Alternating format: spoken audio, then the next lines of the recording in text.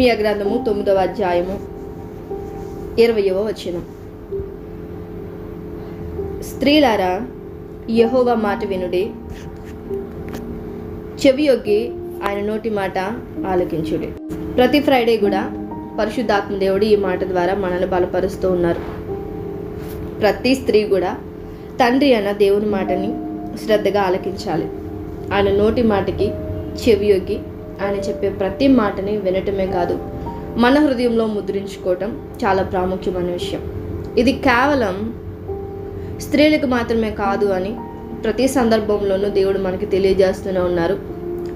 ఇది స్త్రీలతో పాటుగా వధువు సంఘంలో భాగంగా ఉంటున్న పురుషులకు కూడా దేవుడు తెలియజేస్తున్నారు. ఎందుకంటే యావత్ సంఘాన్ని దేవుడు స్త్రీగానే పిలుస్తూ ఉన్నారు.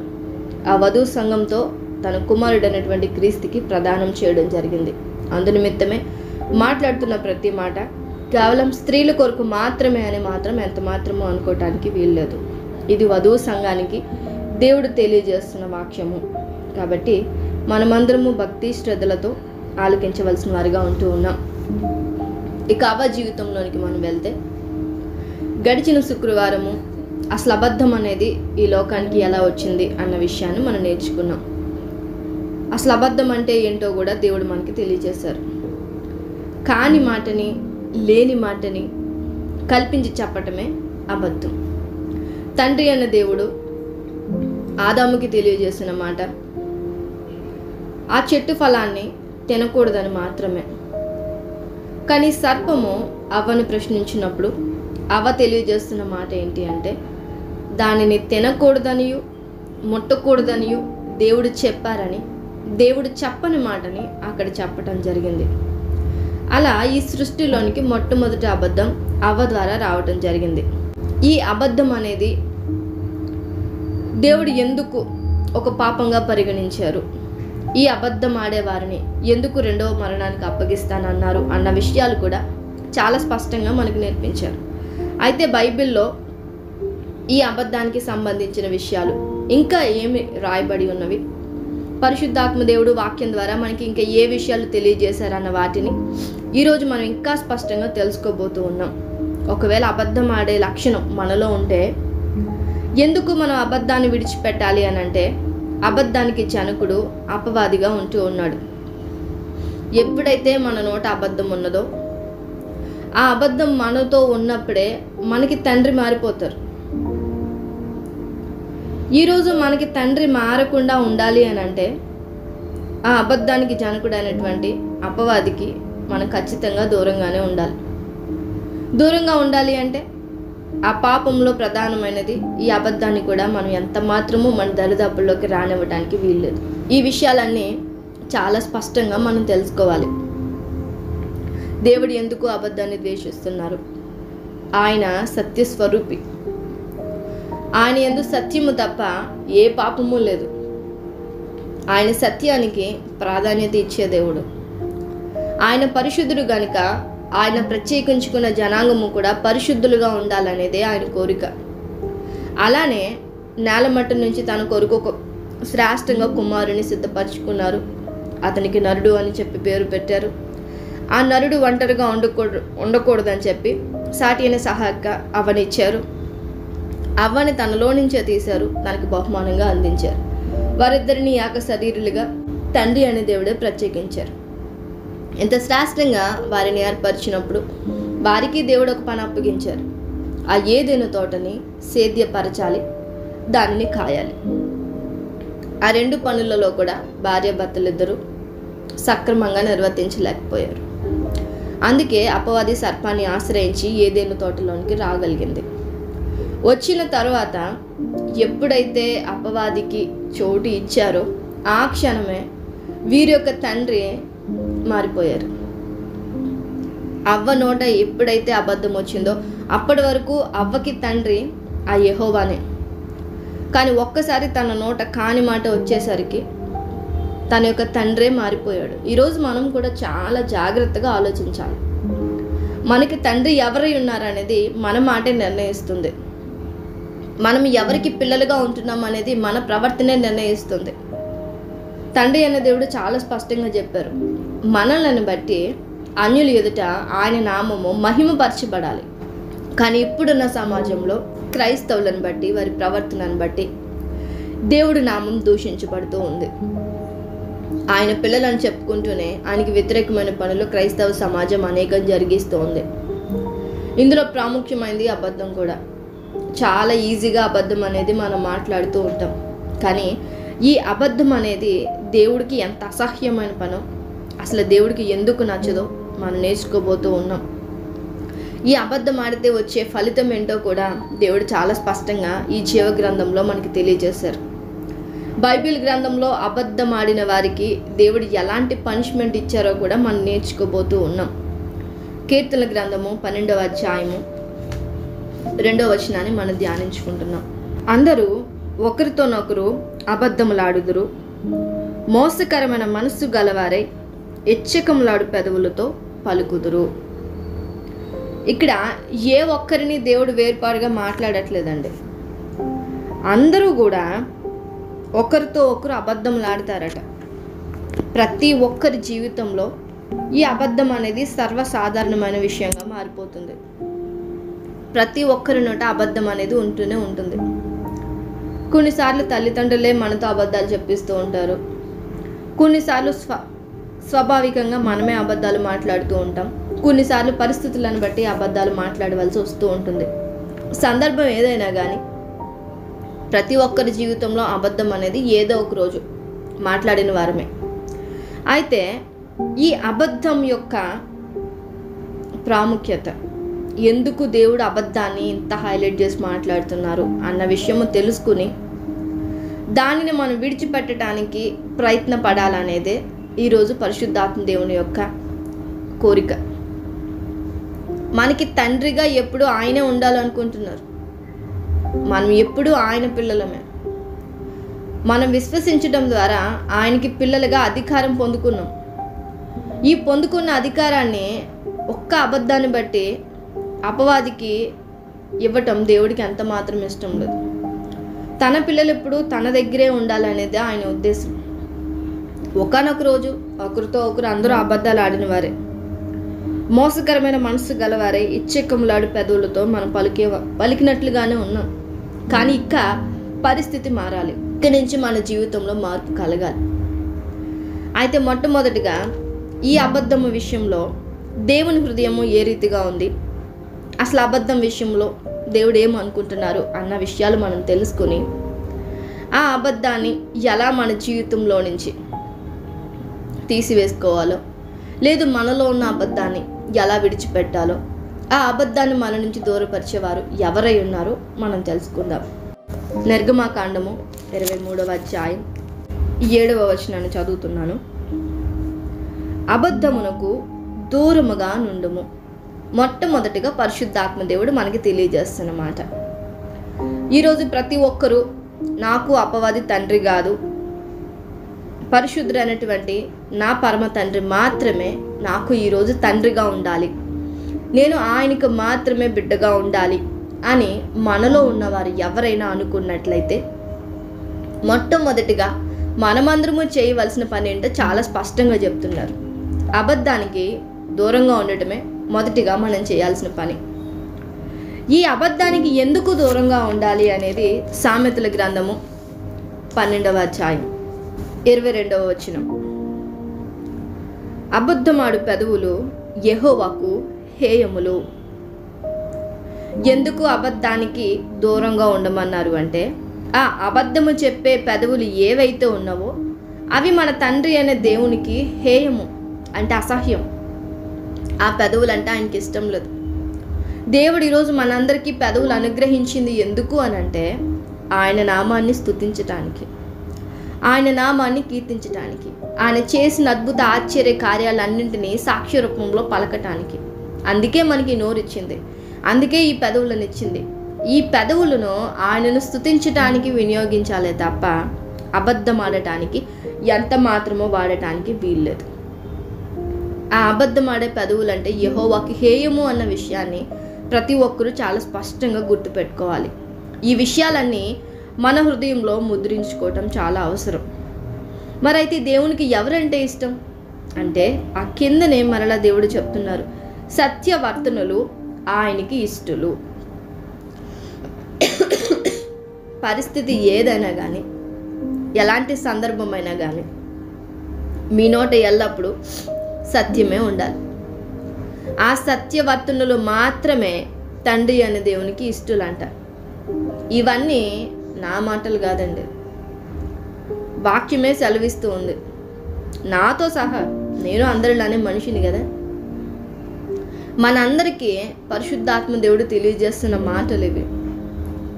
మనము తండ్రి అనే దేవునికి పిల్లలుగా ఉండాలంటే విశ్వాసాన్ని బట్టి ఆయన పిల్లలుగా మనం పొందుకున్న అధికారాన్ని మనం కొనసాగించాలి అని అంటే, మనం బ్రతికినంత కాలము ఆయనకి ఇష్టలుగా ఉండాలంటే మనము మొట్టమొదటిగా మనలో వదులుకోవాల్సింది అబద్ధం. ఈ అబద్ధానికి మనం ఎంత దూరంగా ఉంటే తండ్రికి అంత దగ్గరగా ఉండగలుగుతాం. ఆయనకి అబద్ధం ఆడే పెదవులంటే హేయమని వాక్యం చాలా స్పష్టంగా తెలియజేస్తుంది. ఆయనకి సత్యవర్తనులు అంటేనే ఇష్టం, సత్యాన్ని పలికేవారంటేనే ఇష్టం. ఆ సత్యమందు మాత్రమే ప్రతి క్రైస్తవుడు నిలవాలని ఆయన కోరుకుంటున్నారు. తండ్రి అనే దేవుని దృష్టిలో అబద్ధం ఆడేవాడి స్థితి ఎలా ఉందో ఒకసారి మనం చూద్దాం. అదే సామెతల గ్రంథము 19వ అధ్యాయము 22వ వచనం.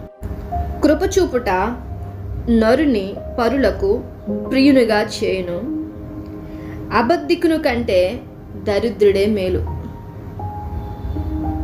చూడండి, తండ్రి అనే దేవుడు అంత స్పష్టంగా చెప్పేశారు. అబద్ధికుని కంటే దరిద్రుడు మేలట.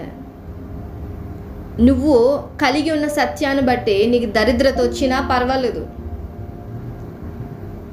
నీ కుటుంబము ఆర్థికంగా చిదిగిపోయినా పర్వాలేదు, నీ కుటుంబంలో అనేక సమస్యలు వచ్చినా పర్వాలేదు, కానీ నువ్వు అబద్ధం ఆడకూడదు. మనం చాలా సందర్భాల్లో మన వారిని కాపాడుకోవటానికి, మన కుటుంబాన్ని సేవ్ చేసుకోవటానికి, లేదు పిల్లల చదువు కోసమో లేదు ఉద్యోగం కోసమో ఏదో ఒక సందర్భాన్ని బట్టి తెలియకుండానే అబద్ధం ఆడతాం. కానీ ఇలా అబద్ధం ఆడే విషయంలో దేవుడు చెప్తున్నారు, నువ్వు అబద్ధం ఆడే కంటే దరిద్రుడిగా ఉండడమే మేలు. ఏమైంది?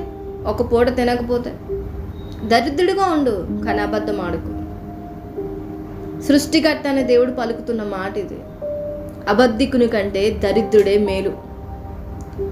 ఆ దారిద్ర్యాన్ని నీకు దూరం చేయగలిగిన శక్తిమంతుడు నీకు తోడుగా లేరా?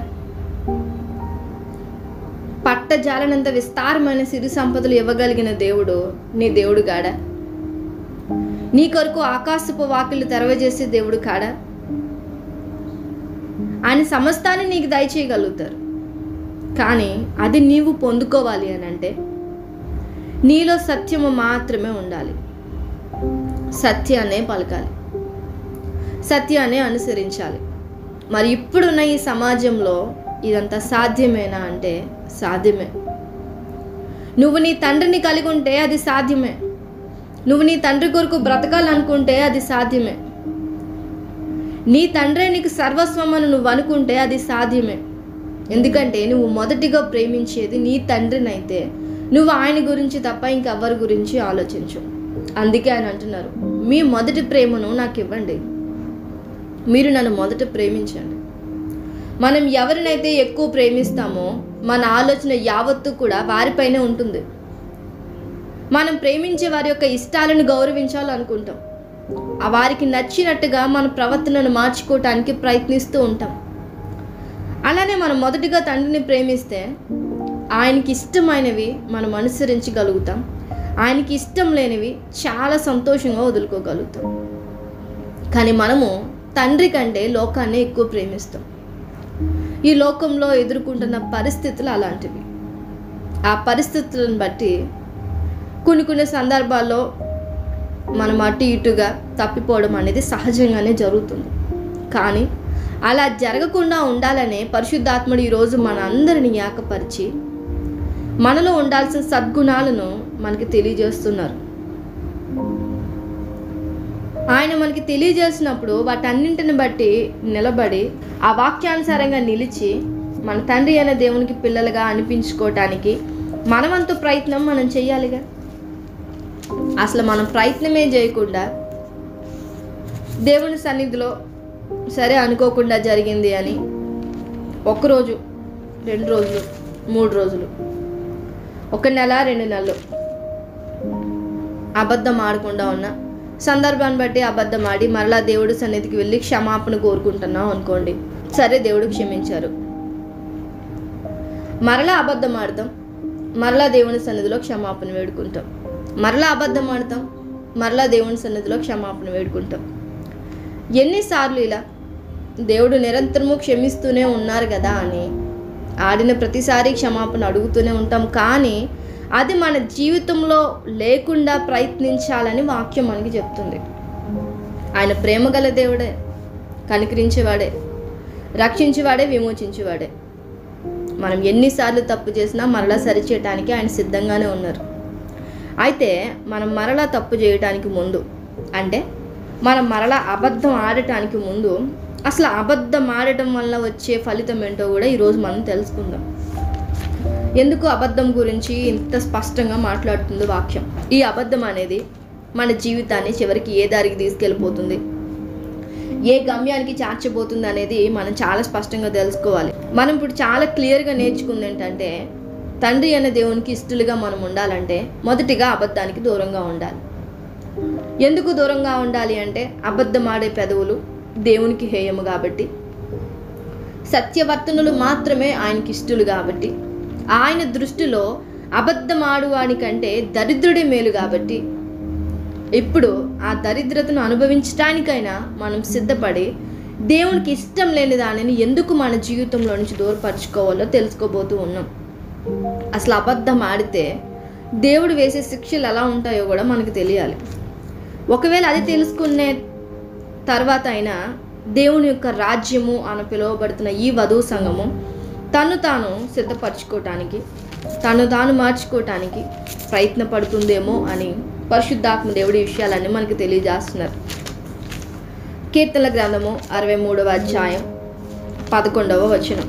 రాజు దేవుని బట్టి సంతోషించును, ఆయన తోడని ప్రమాణము చేయు ప్రతివాడును అతిశయిల్లును, అబద్ధములాడు వారి నోరు మూయబడును. ఇది చాలా స్పష్టమైన విషయం అండి. ఎవరైతే అబద్ధములాడుతారో అబద్ధం ఆడే ప్రతి ఒక్కరి నోరు మూయబడుతుందంట.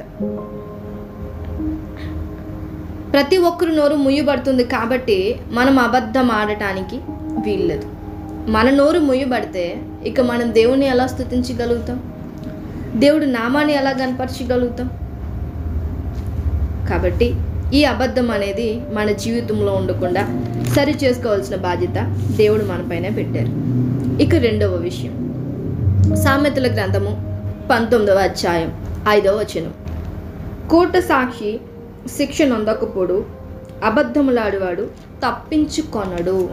అబద్ధములాడువాడు తప్పించుకొనడు. మొదటి విషయం, అబద్ధం ఆడేవారు నోరు ముయ్యబడుతుంది. రెండవది, అబద్ధం ఆడేవాడు శిక్షను ఎంత మాత్రము తప్పించుకోలేడు. ఈరోజు మనం అబద్ధం ఆడితే ఈ అబద్ధానికి వచ్చిన ఫలితము ఏదో ఒక రోజు మనం అనుభవించాల్సిందే.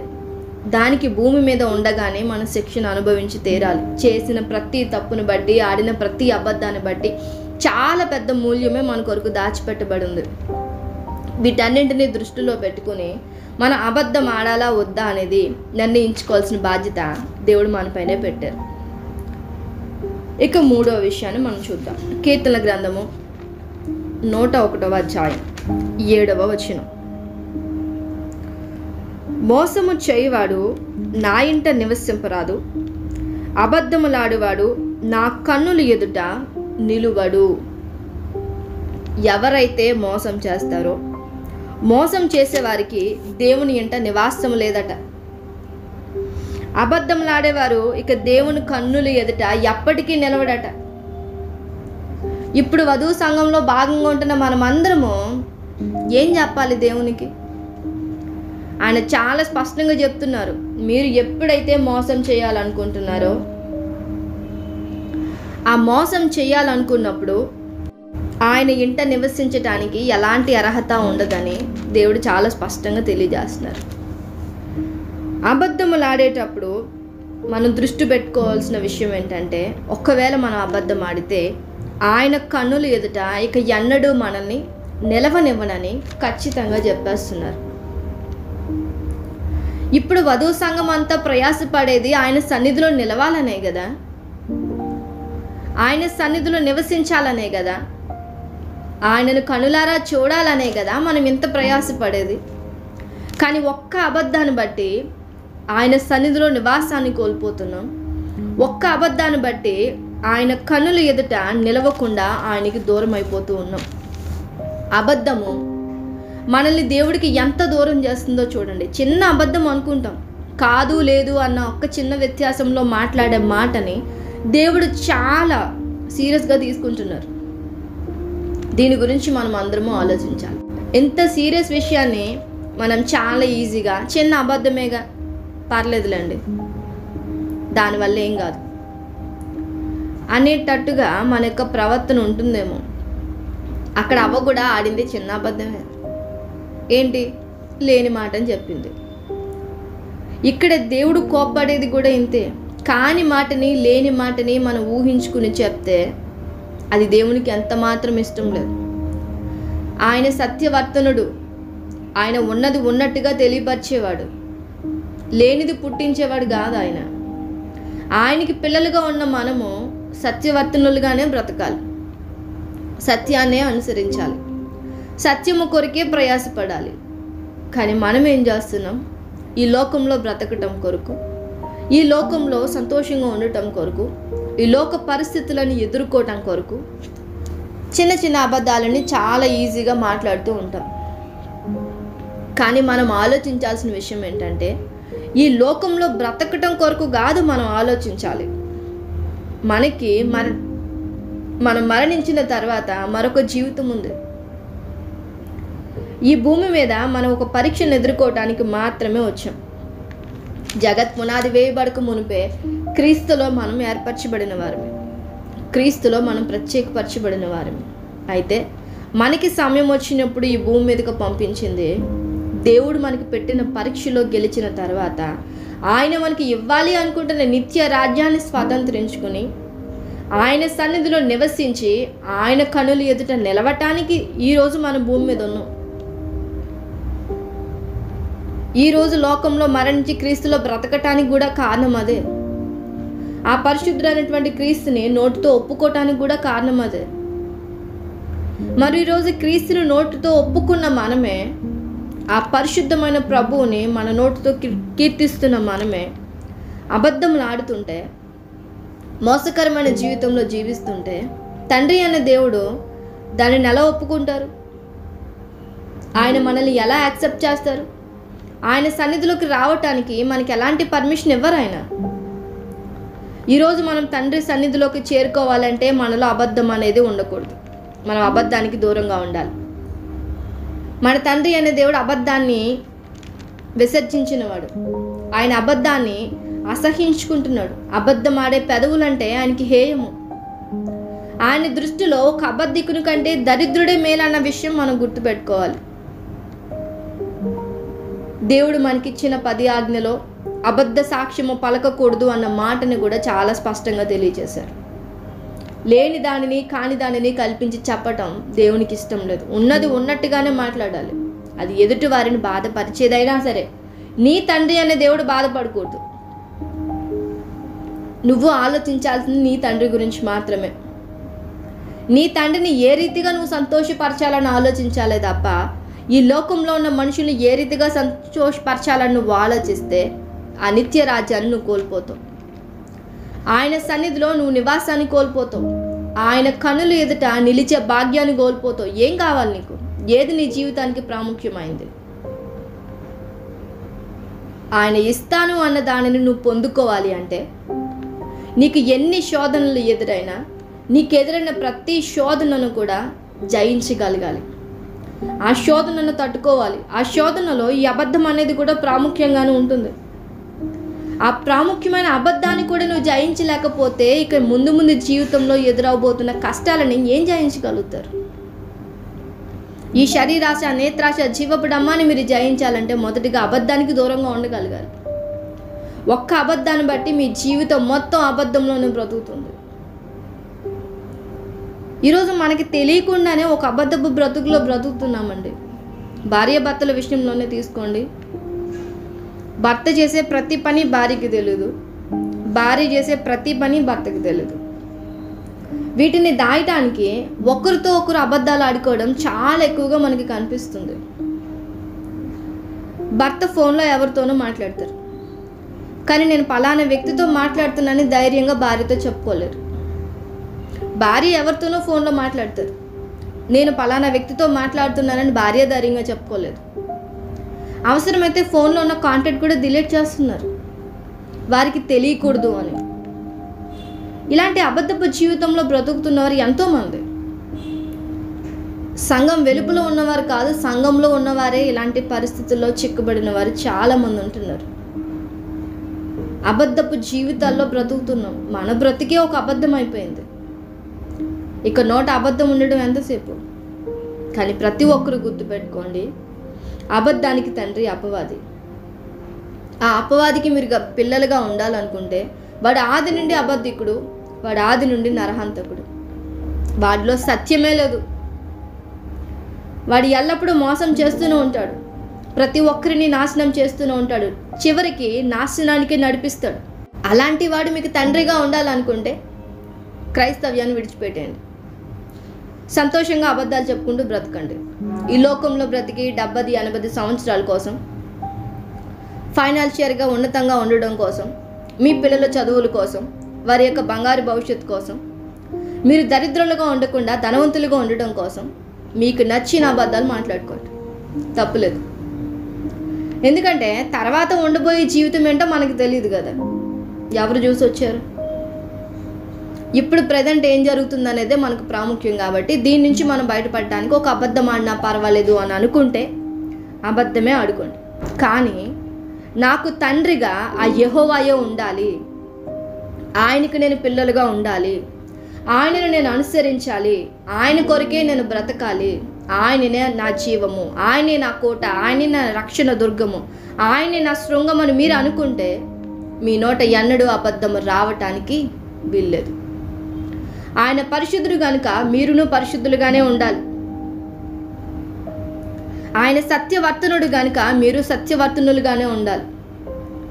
అబద్ధం ఆడేవారు ఆయనకి ఇష్టం లేదు కాబట్టి, ఆయన దృష్టిలో అబద్ధికుని కంటే దరిద్రుడే మేలు కాబట్టి మీరు దరిద్రులుగానే ఉండండి. కానీ మీ తండ్రికి ఇష్టలుగా మీరు ఉంటారు. ఎంత సంతోషం! సృష్టికర్త అయిన దేవునికి ఇష్టలుగా ఉండటానికి దరిద్రతను కూడా స్వీకరించగలిగితే దాని మించిన ఆనందం ఇంకొకటి లేదు.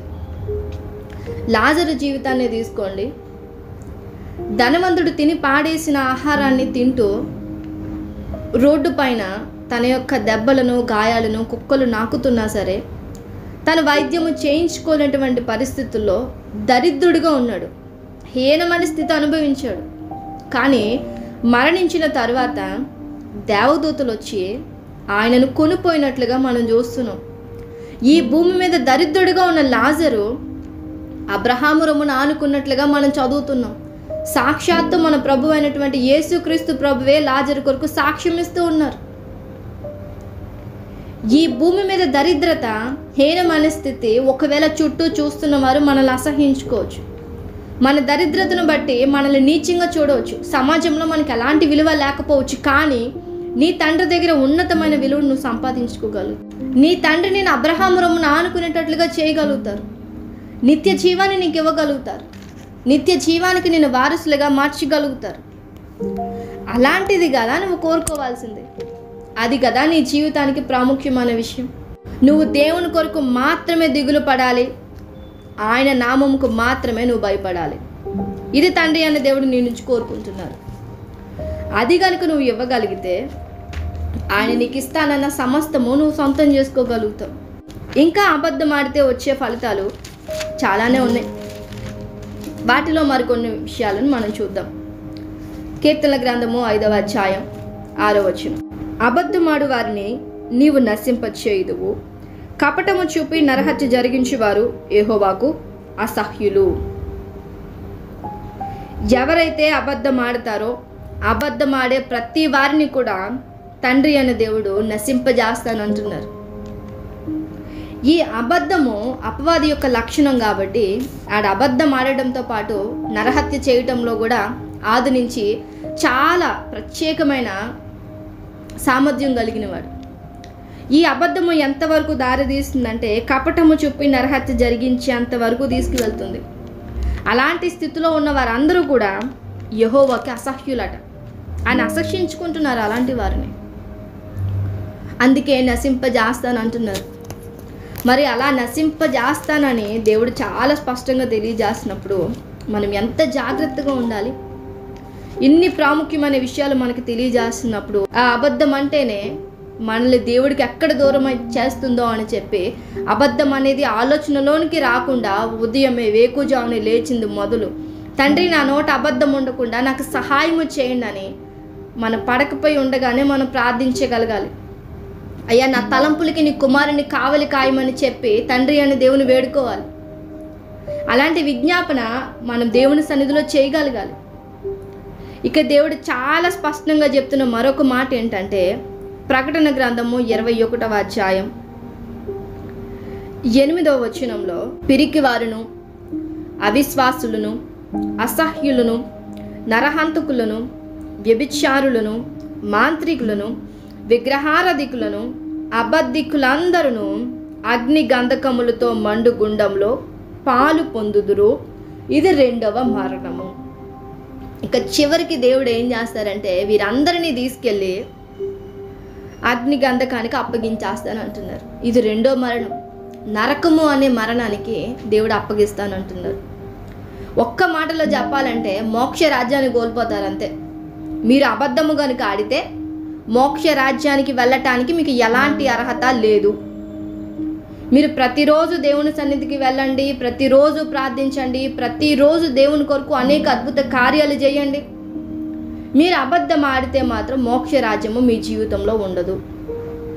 అబద్ధికులందరూ కూడా అగ్ని గంధకానికి చేరతారని వాక్యం చాలా స్పష్టంగా చెప్తుంది.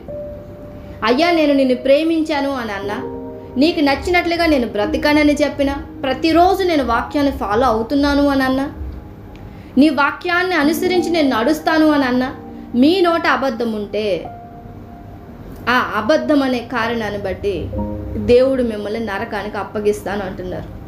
దేవుడు అన్యాయస్తుడా అమ్మ అని ఒకవేళ మీరు ప్రశ్నిస్తే ఆయన న్యాయవంతుడు. ఎందుకంటే ఆయన ప్రతిదీ ముందుగానే మనకు తెలియజేశారు. ఈ 66 గ్రంథాల పుస్తకాన్ని మీ చేతిలో పెట్టి ఆయన హృదయాన్ని మీకు తెలియజేసి ఎలా ఉంటే ఇష్టమో ఎలా ఉంటే ఇష్టం లేదో ముందుగానే మీకు చెప్పారు. తెలివినిచ్చే వృక్షఫలము చెట్టును జీవ వృక్షఫలము చెట్టును పెట్టి మీరు వాటిని తినకూడదు, మిగిలిన వాటిని తినొచ్చు అని చెప్పారు. అక్కడ చెట్టు వేసి మీరు తినకూడదని ఆయన చెప్పలేదే. మిగతా వాటి అన్నింటినీ తినమన్నారు, వాటిని మాత్రం తినొద్దన్నారు. ఆయన చెప్పకుండా ఏం చేయలేదు, ప్రతి దానిని చెప్పారు. ఆయన చెప్పేవాడు, చెప్పింది చేసేవాడు. మరి చెప్పినప్పుడు వారు దాన్ని తినకుండా ఉండాలిగా, కానీ తిన్నారు. దేవునికి వ్యతిరేకంగా పాపం చేశారు. వారు తినడం వలన మరణాన్ని తెచ్చుకోలేదు, కానీ దేవుడు ఇచ్చిన ఆజ్ఞను మీరారు, ఆయన మాటను వినలేదు. ఎవరైతే దేవుని ఆజ్ఞానుసారంగా నడవలేదో, నడవలేని ప్రతి ఒక్కరూ ఎంత సత్ప్రవర్తన కలిగి ఉన్నా చివరికి మరణానికే పాత్రులని వాక్యం చాలా స్పష్టంగా తెలియజేస్తుంది. ఈరోజు మనం కూడా అంతే. ఎంత నీతియుక్తమైన జీవితం జీవించినా, దేవుడు చెప్పినది చేయకపోయినా, చెప్పనిది చేసినా మనము శిక్షకు పాత్రులమే. ఈ విషయం ప్రతి క్రైస్తవులు గుర్తుపెట్టుకోవాలి. మొట్టమొదటిగా అబద్ధం ఆడితే మన నోరు మూయబడుతుంది. రెండవది శిక్షను ఎప్పటికీ మనం తప్పించుకోలేము. మూడవది దేవుని ఎదుట మన ఎన్నడూ నిలవలేము. ఆయన సన్నిధిలో మనకి నివాసమే ఉండదు. ఆ దేవుడే మనల్ని నశింపజేస్తానని చెప్తున్నారు.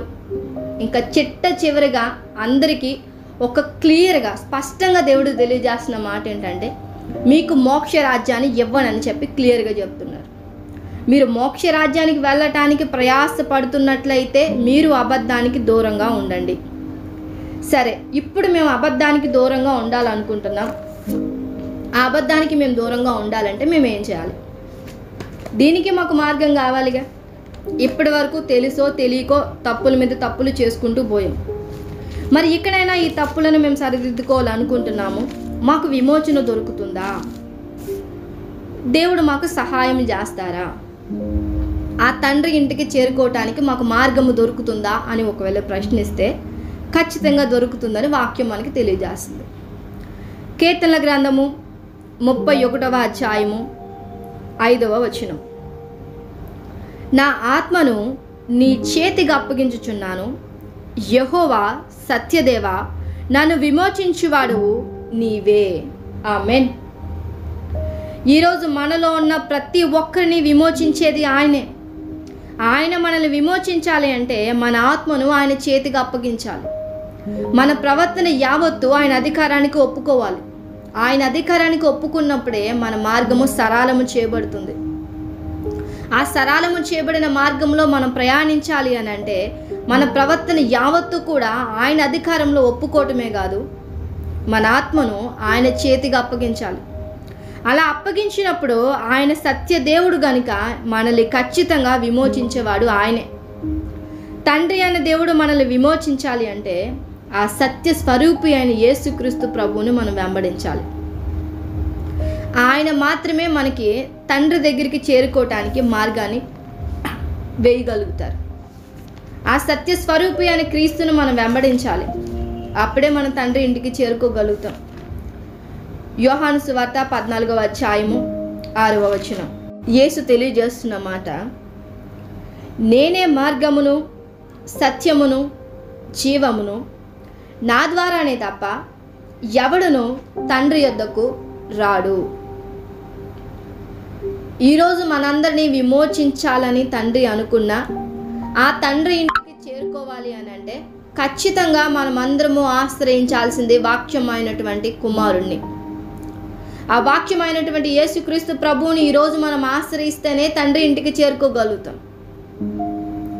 ఆ ప్రభు పాదాల మీద పడితేనే ఆ తండ్రి ఇంట నివసించగలుగుతాం. ఆ ప్రభు పాదాల యొద్దకి చేరుకుంటేనే తండ్రి ఎదుట నిలవగలుగుతాం. ఈరోజు మనం నశించిపోకుండా ఉండాలంటే క్రీస్తే మన రక్షకుడు, క్రీస్తే మనకు మార్గము. ఆయనే సత్యవర్తనుడు కాబట్టి తండ్రి ఇంటికి మనల్ని చేర్చగలిగేది ఆయన మాత్రమే.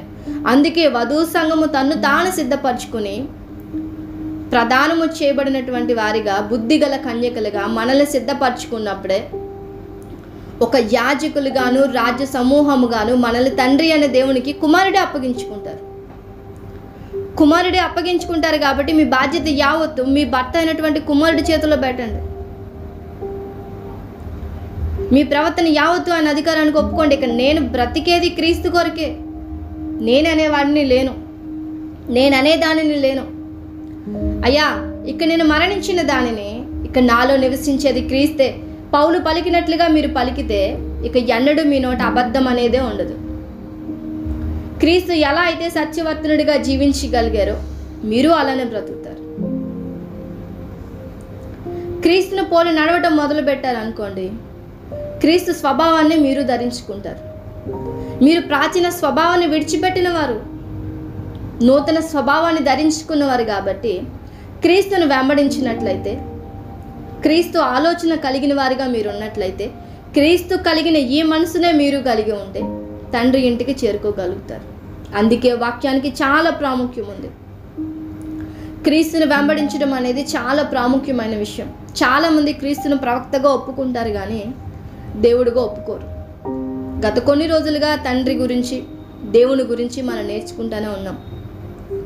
తండ్రి అనే దేవుడే సాక్షాత్తు ఆయన పలుకుతున్నారు, కుమారుని ముద్దు పెట్టుకోండి, లేని ఎడల నేను కోపించేదను.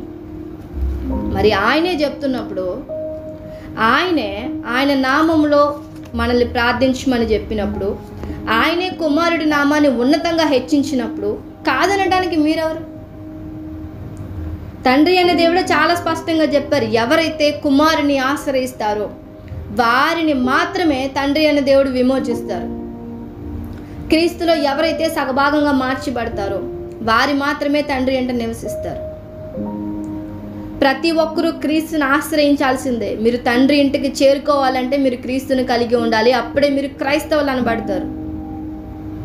ఎవరు పడితే వాళ్ళు నేను క్రైస్తవులు అని చెప్పుకోవడానికి చాలా గర్వంగా ఫీల్ అవుతారు. అసలు క్రైస్తవులు అంటే అర్థం ఏంటో ముందు తెలియాలి. ఎవరైతే క్రీస్తుని వెంబడిస్తారో వారే క్రైస్తవులు అనబడటానికి అర్హులు.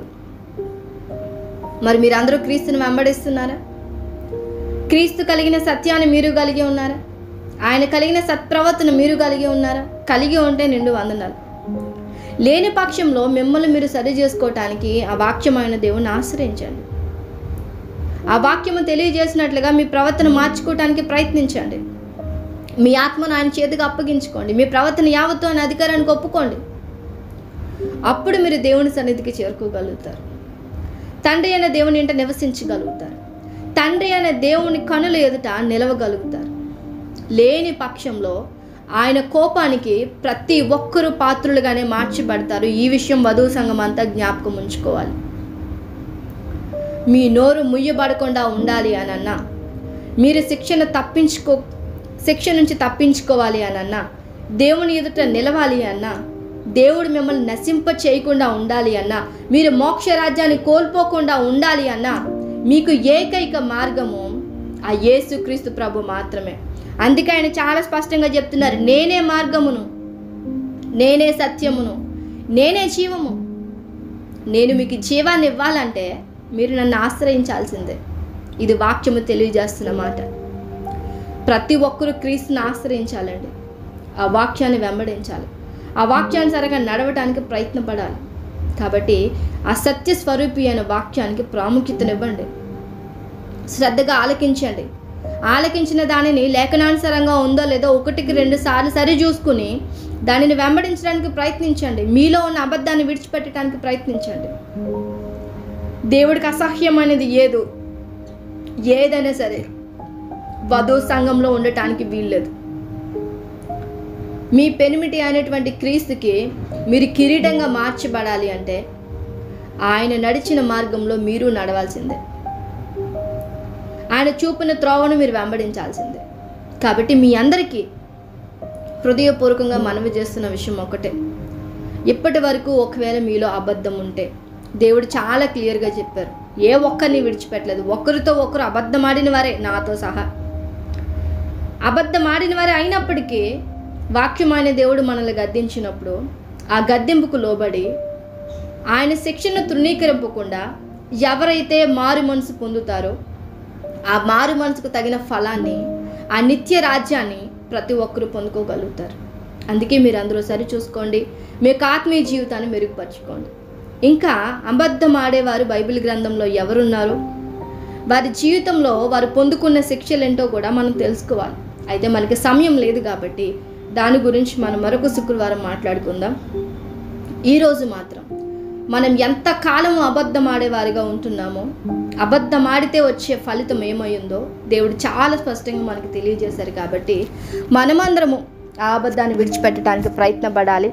ఇక ఎన్నడూ అబద్ధం అనేది మనలో లేకుండా, అబద్ధము కంటే దరిద్రులే దేవుడికి ఇష్టమైన వారు కాబట్టి ఆ దరిద్రత అయినా సరే సంతోషంగా స్వీకరించగలిగే మనసు ఆ తండ్రి అనే దేవుడు మనందరికీ అనుగ్రహించాలని మీ అనుదిన ప్రార్థనలో జ్ఞాపకం ఉంచుకోండి.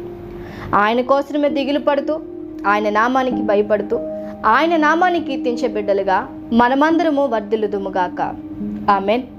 మహాపరిశుద్ర ప్రేమగల మా తండ్రి, నీ ఘనమైన దివ్య నామమునికే స్తుతులు స్తోత్రములు చెల్లించుకుంటున్నానయ్యా. నీవిచ్చిన కృపను బట్టి వందనాలు. ఎంత శ్రేష్టమైన సమయాన్ని మీరు మాకు అనుగ్రహించినందుకు వందనాలు తెలియజేస్తున్నానయ్యా. ఇంతవరకు నడిపించిన విధమును బట్టి వందనాలు. నీ పరిశుద్ధాత్మ సహాయంతో తండ్రి మా అందరితో మాట్లాడినందుకు కృతజ్ఞతాస్తుతులు తెలియజేస్తున్నాను. దేవా, అబద్ధం అంటే నీకు ఎంత అసహ్యమో, అబద్ధం ఆడట వలన మేము ఏం కోల్పోతామో సమస్తాన్ని మీరు తెలియజేశారు. క్రీస్తులో సగభాగంగా పాలిపంపులు పంచుకుంటాను మేమందరము, క్రీస్తు శరీరంలో అవయవాలుగా ఉంటున్న మేమందరము అబద్ధాన్ని కలిగి ఉన్నాం. మీరందరినీ మమ్మల్ని హెచ్చరించారు తండ్రి, అబద్ధానికి దూరంగా ఉండమని, అబద్ధము ఎంత మాత్రమో మాలో నిలిచి ఉండకూడదని మీరు తెలియజేసిన వాక్యాన్ని బట్టి వందనాలు తెలియజేస్తున్నాం తండ్రి. ఈ క్షణం మీరు తెలియపరిచిన వాక్యాన్ని బట్టి మాలో ఉన్న ప్రతి ఒక్కరి ఆత్మను నీ చేతిగా అప్పగించుకుంటూ ఉన్నామయ్యా తండ్రి. మా ప్రవర్తన యావత్తు నీ అధికారానికి ఒప్పుకుంటున్నాం. దయచేసి మాకు విమోచన దయచేయండి అయ్యా. మాకు విమోచన దయచేసి క్రీస్తును వెంబడించే భాగ్యము మాకు దయచేయండి. క్రీస్తును బట్టి నీ ఇంట చేరుకోవటానికి, నీ ఇంట నివసించడానికి, నీ కనుల ఎదుట నిలవటానికి మాకు సహాయం వచ్చేయమని వేడుకుంటున్నాం. మేము కలిగిన దానిని కడవరకు గట్టిగా పట్టుకోవటానికి, మా బ్రతుకు దినములన్నీ కొనసాగించడానికి సహాయం చేయండి. అయ్యా, మేము జీవించినంత కాలము ఎంత మాత్రము మా నోట అబద్ధము రాకుండా మీరే సహాయం చేస్తారని నమ్ముతున్నాం. తండ్రి, నీ సన్నిధిలో వాడబడటానికి మీరు నాకు ఇచ్చిన ఆరోగ్యాన్ని బట్టి వందనాలు. నా నోట ఉంచిన మాటను బట్టి నీకే కృతజ్ఞతాస్తుతులు. తండ్రి, ప్రతి కుటుంబాన్ని బట్టి నీకే కృతజ్ఞతాస్తుతులు తెలియజేస్తూ మా ప్రియ రక్షకునైనటువంటి క్రీస్తు పరిశుద్ధ నామమున ఈ విజ్ఞాపన అడిగి వేడుకొని పొందుకుని ఉన్నాము తండ్రి. ఆమేన్.